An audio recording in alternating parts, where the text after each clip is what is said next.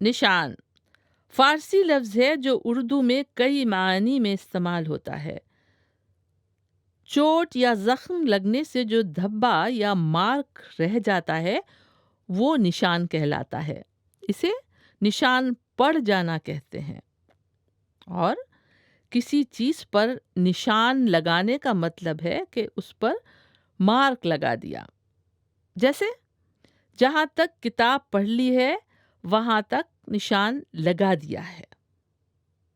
اور ریت یا گیلی زمین پر چلنے سے جو چھاپ یا نقش بن جاتا ہے وہ بھی نشان کہلاتا ہے، جیسے قدموں کے نشان۔ نام و نشان بھی کئی طرح سے استعمال ہوتا ہے۔ نشان کو نشاں بھی کہتے ہیں۔ نام و نشان یعنی ویئر اباؤٹس، جیسے اس کا کوئی پتہ نشان تو بتاؤ تبھی تو ڈھونڈیں گے نا، یا ہم وہاں گئے تو دور دور تک ان کا کوئی پتہ نشان نہیں تھا۔